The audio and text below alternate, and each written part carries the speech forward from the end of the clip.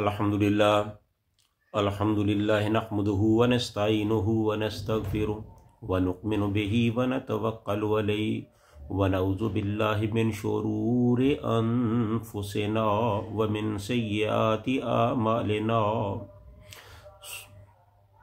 अम्मा बाद औज़ु बिल्लाहि अस्समीइल अलीम मिनश शैतानिर रजीम। बिस्मिल्लाहिर रहमानिर रहीम।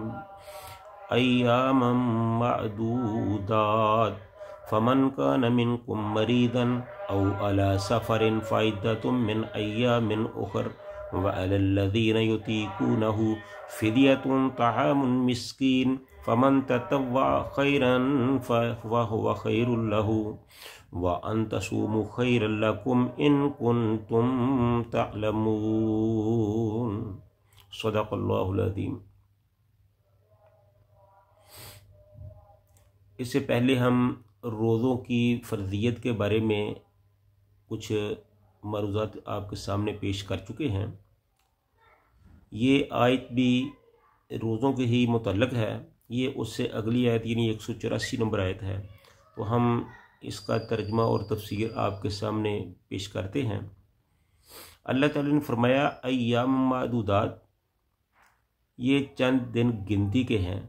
यानी कि जो रमज़ान है ये सिर्फ 29 या 30 दिनों का रमज़ान है। ज़िंदगी में इसकी कोई अहमियत नहीं होती, इन दिनों की कोई अहमियत नहीं होती, बातें करते करते ही गुजर जाते हैं। फमन कान मिनकुम मरीदन, फिर तुम्हारे अंदर जो कोई मरीद हो, औ अला सफ़रिन, या कोई सफ़र में हो, ये अल्लाह ताला ने सहूलत दी है उम्मत को कि अगर तुम्हारे अंदर कोई मरीद है, बीमार है, औ अला सफ़रिन, या वो सफ़र में है, फ़इद्दतुम मिन अय्यामिन उखर, तो वो रोज़ा वक्ती तौर पर छोड़ भी सकता है और इसको साल के किसी भी दूसरे अय्याम में इसकी गिनती पूरी कर ले। यानी अपने रोज़ों को किसी भी वक्त रख कर पूरा कर ले। रखने ज़रूर हैं, छोड़ने नहीं हैं।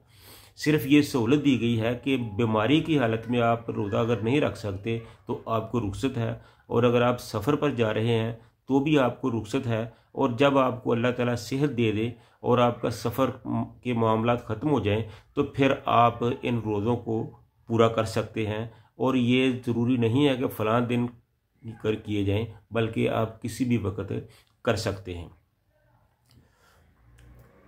वअलल्लज़ीना युतीकूनहु फ़िद्यतुन, और जो तुम में से ताकत रखता हो फ़िदिया देने की, वो फ़िदिया भी अगर अदा कर दे तो उसके लिए रोज़ा उसका मुकम्मल हो जाएगा। और फ़िदिया यह है कि तामुन मिस्कीन, एक मिस्कीन का खाना, वो एक मिस्कीन को खाना खिला दे तो उसका रोज़ा जो है वो मुकम्मल हो जाएगा। फ़मन ततव्वा खैरुन फ़हुव खैरुल लहु, ये नेकी का काम है। अगर आप इससे ज़्यादा बढ़कर करेंगे तो अल्लाह ताला के इसको ज़्यादा पसंद करते हैं और तुम्हारे लिए फ़हुव खैरुल लहु, वो तुम्हारे लिए और बेहतर होगा। यानी कि एक मस्कीन की बजाय आप 2 मस्कीनों को खाना खिला दें, 3 को खिला दें, 4 को खिला दें, जितना भी आप करेंगे उतना ही आपका फ़ायदा है।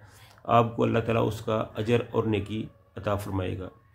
व अन तसूमु खैरुल लकुम, अगरचे आपको ये रियायत दी गई है कि तुम रोज़ा रखने के बजाय फ़िदिया भी अदा करो तो तुम्हारा रोज़ा हो जाएगा, लेकिन तुम्हारे लिए बेहतर यही है कि वह अन तसूमु खैरुल लकुम, कि तुम्हारे लिए बेहतर यही है कि तुम रोज़ा रखो, रोज़े को ही मुकम्मल करो। इन कुंतुम तालमून, अगर तुम जानते हो।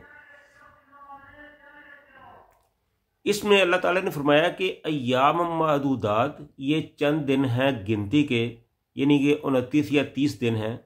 इन दिनों में तुम पर रोज़े जो फ़र्ज़ किए गए हैं उनको रखना चाहिए। अब अल्लाह ताला ने आगे उम्मत मुस्लिमा को एक सहूलत दी है, और वो ये है कि अगर तुम्हारे अंदर कोई बीमार आदमी है, वो रोज़ा नहीं रख सकता, उसमें इतनी सख्त नहीं है, तो वो रोज़ा ना रखे। औ अला सफ़रिन, और अगर कोई सफ़र पर जा रहा है तो उसको भी इतनी रियायत है कि वो सफ़र के दौरान रोज़ा ना रखे, क्योंकि आजकल के सफ़र जो है वो तो बिल्कुल आसान है, लेकिन उस वक़्त जो सफ़र थे वो पैदल सफ़र थे, ऊँटों पर बैठकर जाना, तो ये बहुत मुश्किल सफ़र हुआ करते थे। तो इसलिए अल्लाह ताला ने इन चीज़ों को एक रायत के तौर पर उम्मत को दी हैं कि अगर तुम में कोई मरीज़ है तो भी उसको इजाज़त है, अगर तुम्हारे अंदर से कोई सफ़र पर जा रहा है तो भी उसको इजाज़त है कि वो इस दौरान रोज़ा ना रखे। आगे फरमाया फ़ाइद्दतुन मिन अय्यामिन उखर, इस गिनती को बाद में पूरा कर ले, यानी कि जो रोज़ा नहीं रखा जा सका उन रोज़ों को बाद में रखकर पूरे कर ले। ये इसका मतलब ये नहीं है कि आपने अगर मरीज़ है रोज़ा नहीं रखा तो आपको माफ़ कर दिया गया, या सफ़र में जा रहे हैं तो रोज़ा आपको माफ़ हो गया। वक्ती तौर पर आपको इजाज़त दी गई है कि आप इसको ना रखें, लेकिन बाद में जब आपके मसाइल ख़त्म हो जाए, अल्लाह ताला आपको सेहत दे दे, सफ़र ख़त्म हो जाए, तो फिर आपके लिए ज़रूरी है कि इन रोज़ों की क़ज़ा जो है वो दी जाए, रोज़े मुकम्मल किए जाएँ। वअलल्लज़ीना युतीकूनहु फ़िदयतुन ताअमुन मिस्कीन, और वो लोग जो ताकत रखते हैं फ़िदिया अदा करने की, तो वो फ़िदिया अदा कर दे, उनका रोज़ा भी हो जाएगा। और फ़िदिया ये है कि ताअमुन मिस्कीन, एक आदमी का खाना खिलाना। तो मुफस्सिरीन बताते हैं कि जो हुक्म है ये इब्तदाई तौर पर दिया गया था जब रोज़े फ़र्ज़ हुए थे, ताकि लोगों को ज़्यादा महसूस ना हो। जब उनकी आदत बन गई, उन्होंने रोज़ा रखना शुरू कर दिया, तो फिर ये हुक्म ख़त्म कर दिया गया। ये इब्तदा में इसकी इजाज़त थी कि तुम फ़िदिया अदा कर सकते हो, रोज़ा नहीं रखते तो तुम्हारा जो रोज़ा है वो हो जाएगा। लेकिन जब रोज़े फ़र्ज़ कर दिए गए, मामला आगे चल रहे, काम पक्का हो गया, तो फिर अल्लाह ताला ने इस हुक्म को वापस ले लिया। फिर यही था कि जो सेहतमंद आदमी है वो फ़िदिया अदा करके रोज़ों से बच नहीं सकता, बल्कि फिर उसको रोज़े ही रखने होंगे। ये फ़िदिये का मामला जो है ना वो फिर ख़त्म कर दिया गया है। हाँ, अब फ़िदिया सिर्फ उनके लिए है, ऐसा मरीज़ जो बीमार है, रोज़ा रख नहीं सकता, और उसको आइंदा भी इस चीज़ का पता है कि वो शायद उसके ठीक होने को कोई चांस नहीं है, या उसकी बीमारी इस कदर ज़्यादा है कि वो रोज़ों की वजह से मज़ीद तकलीफ़ में मुब्तला हो सकता है, तो वो उसको इजाज़त है कि वो फ़िदिया दे और रोज़ा ना रखे। इसके अलावा कोई और वजह नहीं है, रोज़ा बहरहाल हर सूरत में रखना है। फ़मन ततव्वा खैरुन फ़हुव खैरुल लहू, तो ये बताया गया है कि एक मस्कीन को खाना खिलाना होता है, तो अगर आप इससे ज़्यादा कर लेंगे तो ये अल्लाह ताला को और ज़्यादा महबूब है और तुम्हारे लिए और ज़्यादा बेहतर है। लेकिन ये भी उसी वक्त है ना जब आप रोज़े के बजाय फ़िदिया अदा करेंगे तब। तो जब फ़िदिया देना ही नहीं है तो फिर इसका मतलब क्या। अब तो यही है कि जो आदमी मरीज़ है, मजबूर है, तो वो फ़िदिया दे सकता है, और उसके लिए है कि अगर उसका फ़िदिया जो बनता है उससे अगर ज़्यादा देता है तो वो अल्लाह ताला को बड़ा ही महबूब अमल है, अल्लाह ताला के नज़दीक ये बहुत अच्छा है और आपके लिए भी ये बेहतर है।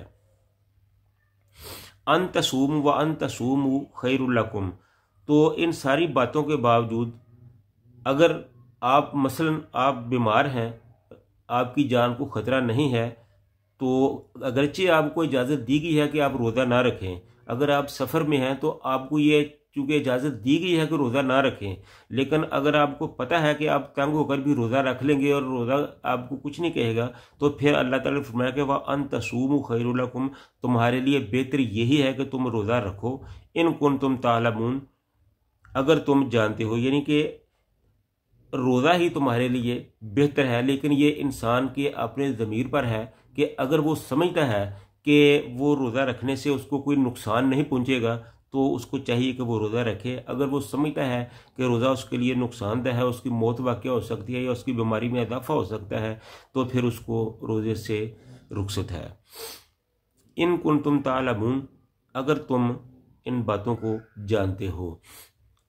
तो अगर इंसान नहीं भी जानता तो फिर अल्लाह ताला के बताने से तो पता चल जाता है ना, क्योंकि ये मसाइल जितने अल्लाह ताला ने बताए हैं तो ये सारे इंसान के इल्म में आगे हैं, तो इसलिए इसका मतलब यही बनता है कि आप बेहतर है कि रोज़ा रखें। अल्लाह ताला समझ कर अमल की तौफीक अता फरमाए। व आखिरु दावाना अनिल हम्दुलिल्लाहि रब्बिल आलमीन।